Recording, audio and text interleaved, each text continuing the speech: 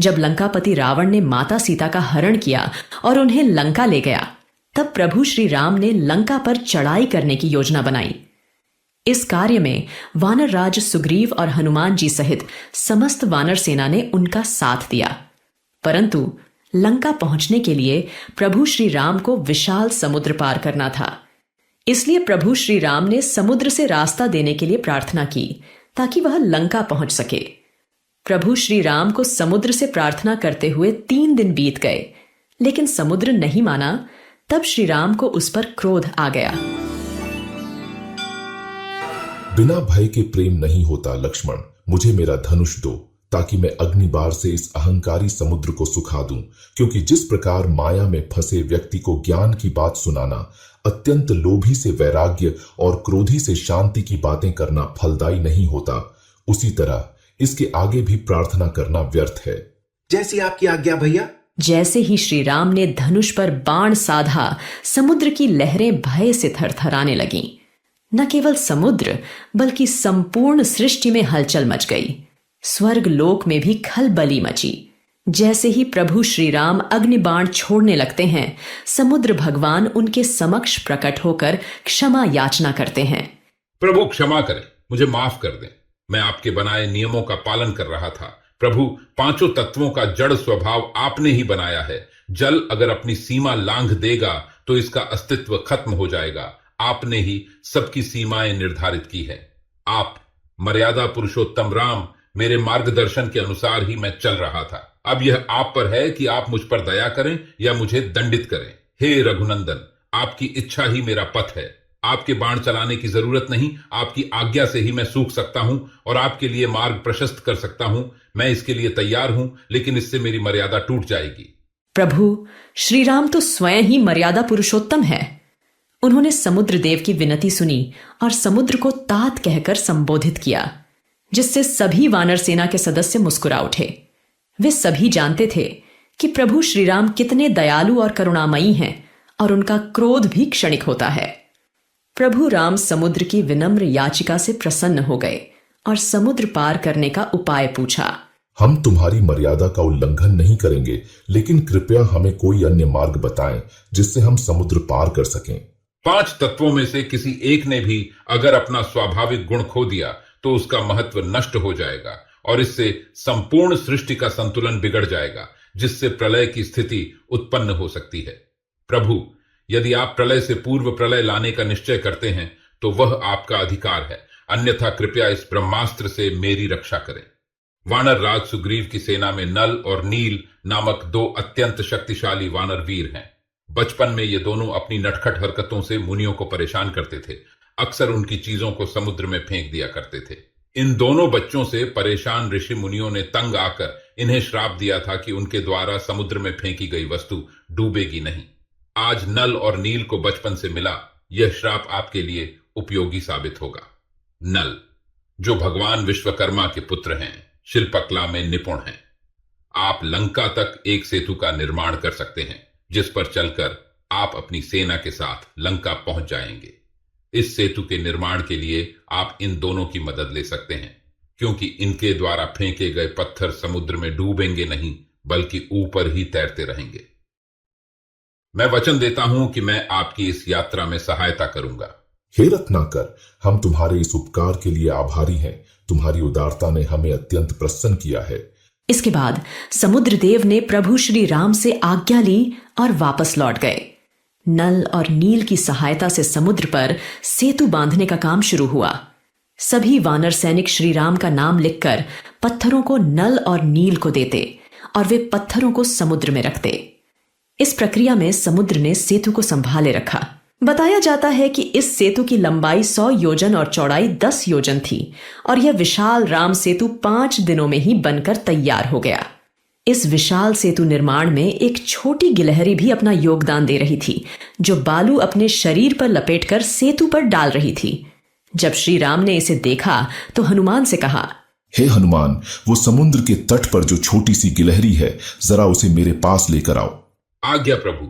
हनुमान जी ने वह नन्ही गिलहरी को प्रभु श्री राम के समक्ष उपस्थित किया।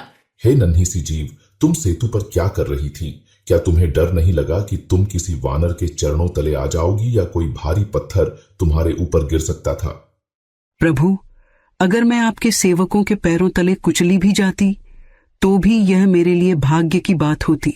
मैं तो सिर्फ सेतु निर्माण में थोड़ी मदद करना चाहती थी। जब सेतु में इतने विशाल पत्थर और वृक्ष रखे जा रहे हैं, मुझे लगा कि शायद इससे आपके चलने में कठिनाई होगी।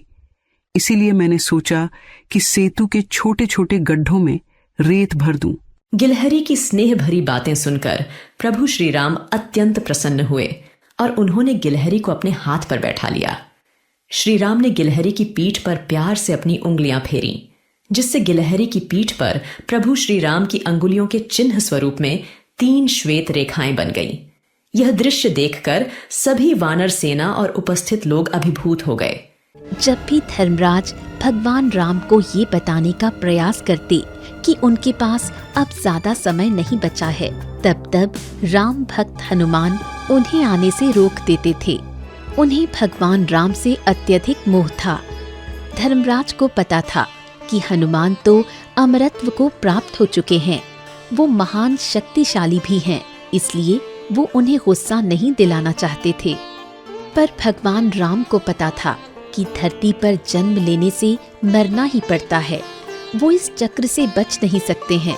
वो ये भी जानते थे कि उनके परम प्रिय हनुमान उन्हें बचाने की कोशिश कर रहे हैं, पर उन्होंने इस तथ्य को स्वीकार कर लिया था कि कभी न कभी उन्हें मृत्यु को वरण करना ही है।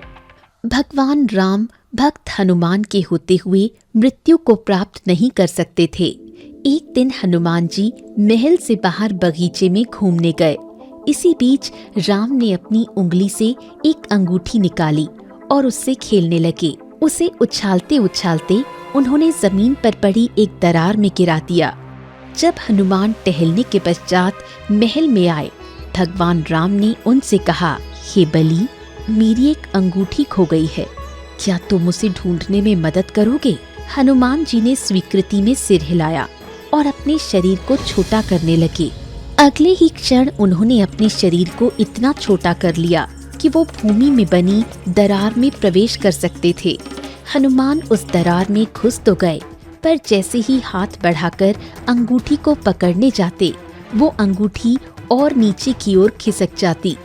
हनुमान जी के पास अंगूठी के पीछे जाने के सिवाय कोई रास्ता नहीं था। पीछा करते करते काफी समय बीत गया।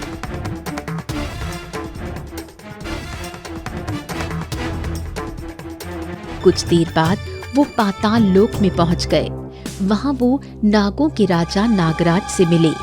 हनुमान जी ने नागराज से प्रार्थना की, हे नागराज, प्रभु राम की अंगूठी पाताल में गिर गई है, कृपा करके आप मुझे वो अंगूठी लौटा दीजिए। नागराज बोले, मेरे पास अंगूठी से भरी एक कोठरी है।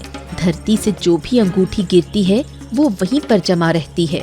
आप उस कोठरी में जाकर अपनी अंगूठी ढूंढ लीजिए। हनुमान जी ने कहा, ठीक है, मैं वैसा ही करता हूँ।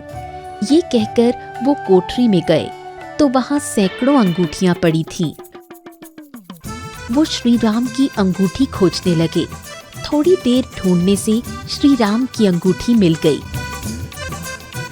वो उसे लेकर लौटने लगे, पर पाताल में समय बहुत धीमी गति से चलता है। वहाँ का एक पल पृथ्वी लोक में कई वर्षों के बराबर होता है। जब हनुमान अयोध्या पहुँचे तो काफी समय बीत गया था। इधर भगवान राम अपने नश्वर शरीर को छोड़कर जा चुके थे।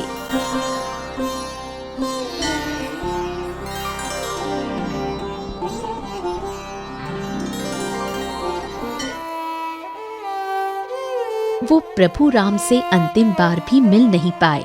ये सोचकर वो अस्थिर हो गए। उन्हें बहुत कष्ट हुआ। प्रभु राम शायद जानते थे कि हनुमान उनका बिछोह नहीं सह सकेंगे, इसीलिए उन्हें पाताल लोक भेज दिया। अमरत्व प्राप्त करने के कारण हनुमान जी इसी धरती पर रहने को मजबूर हैं। जहाँ भी मंदिरों में भगवान राम जी की कथा होती है, वहाँ वो भक्तों पर कृपा करने के लिए परोक्ष रूप से वहीं विद्यमान रहते हैं। इस घटना ने दिखाया कि भगवान श्री राम सभी प्राणियों के प्रति कितने करुणामय और स्नेही हैं। इसीलिए कहते हैं कि श्री राम के नाम का जाप करने मात्र से सभी कार्य सिद्ध हो जाते हैं और वे अपने भक्तों पर असीम प्रेम और कृपा बरसाते हैं। आपको ये कहानी कैसी लगी? इसे लाइक और शेयर जरूर करें। धन्यवाद।